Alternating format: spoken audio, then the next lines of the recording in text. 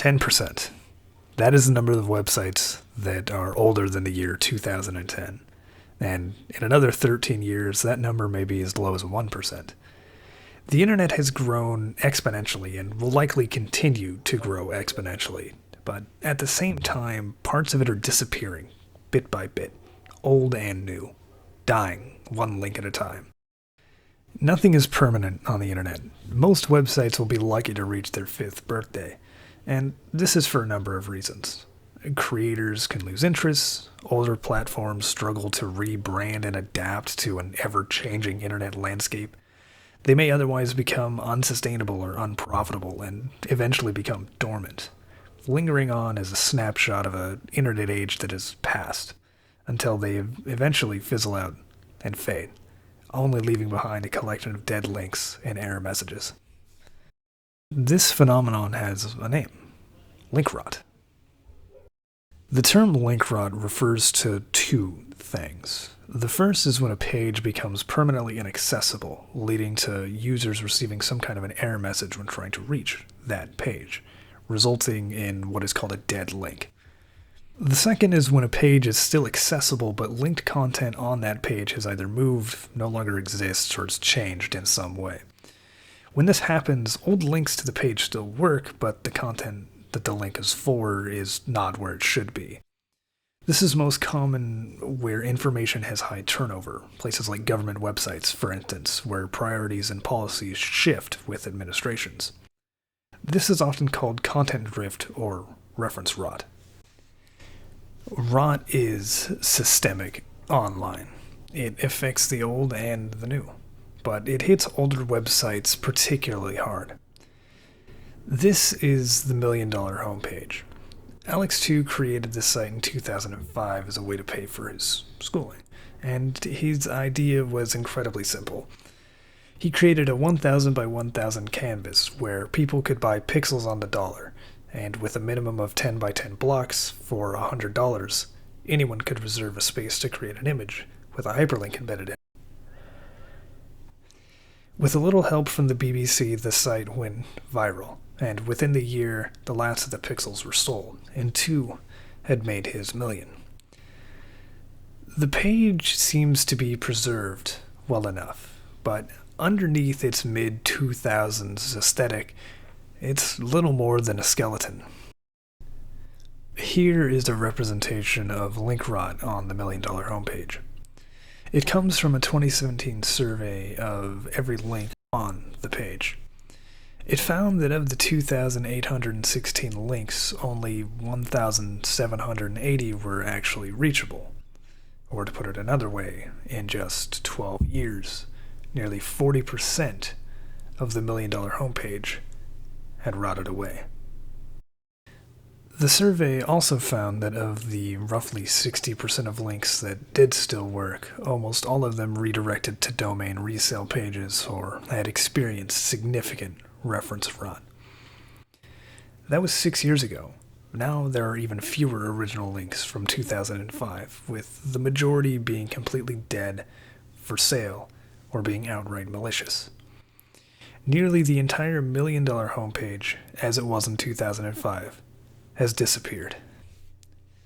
Link rot is more than just an annoyance for anyone interested in old websites. It can have far-reaching consequences for anything related to conveying or preserving information on the internet. Link rot has proved to be a serious concern for fields like academic scholarship and journalism, where dead links and sources disappearing can be detrimental to a publication's credibility. It's such a problem that it has even caused issues for the Supreme Court of the United States. And to put into perspective just how big of an issue this is, in 2014 Harvard released a study that combed the links of every Supreme Court decision that included hyperlinks up until the year the study was published. And they found that nearly 50% of all Supreme Court decisions that included web citations had at least one rotted link. Researchers from Yale found that not even citations that originated from the Supreme Court's own website were safe from rot. Majority opinions from both Kelly v. California and Scott v. Harris cite material from the court's own website that is no longer available there, In a review of some of their own legal journals, Harvard found that of articles released between 1996 and 2012 in the Harvard Law Review, the Harvard Journal of Law and Technology, and the Harvard Human Rights Journal, respectively, a staggering 70% contained links that had either died entirely or experienced reference rot. And things aren't all that much better in the realm of traditional journalism either. A third Harvard study found that 53% of all articles published online by the New York Times between 1996 and 2019 had at least one rotted link, with occurrences becoming more common in older content. These studies and countless others going back decades point to a worrying conclusion.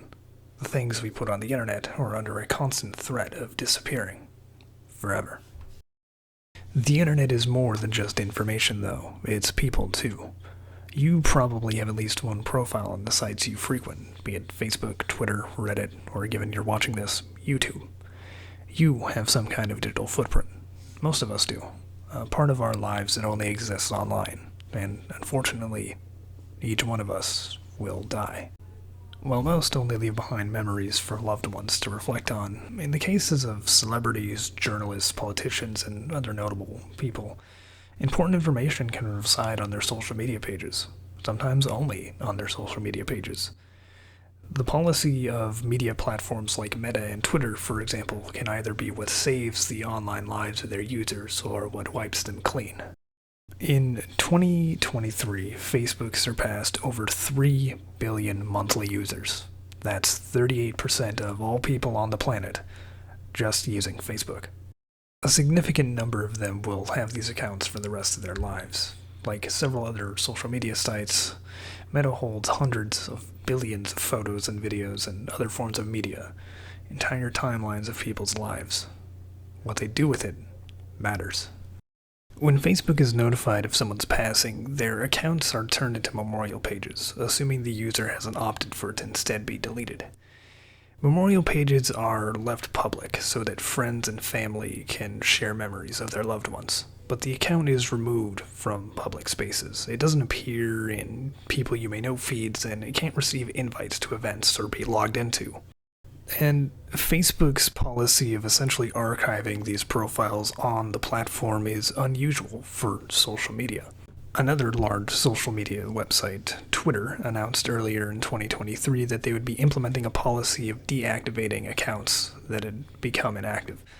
Musk himself stated that accounts that had been inactive for at least a year would be specifically targeted. But this was later amended in Twitter's inactive account policy, where it said that accounts can be deemed inactive in as little as 30 days.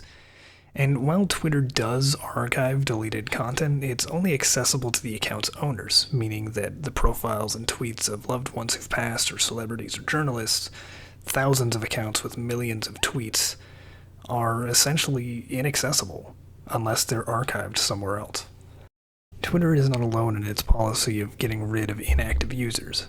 Similarly, in 2023, Imgur also announced that they would be purging inactive users along with content that is underviewed. And finally, while Reddit doesn't actively purge inactive users, recent changes to its API policy have caused most third-party apps to shut down, including those like Set-It or Remove-Edit, which allowed users to view deleted content. And while the site these tools were built on continues to work, PushShift, it's hardly user-friendly and can be difficult to navigate. Right now, it's harder than ever to recover deleted content from Reddit. A vast amount of the site's history is now effectively inaccessible. Between intentional deletion and the natural decay brought on by the passing of time, the internet is in trouble. So what's the answer? Well, many have turned to archives. The Supreme Court now archives every one of their web citations. PermaCC, launched by Harvard, preserves legal and scholarly citations. There's the Internet Archive, launched in 1996 to preserve as much of the internet as possible. And of course, there are several smaller archives out there, from preserving music, movies, TV, even 90s websites. But each one of these relies on individuals.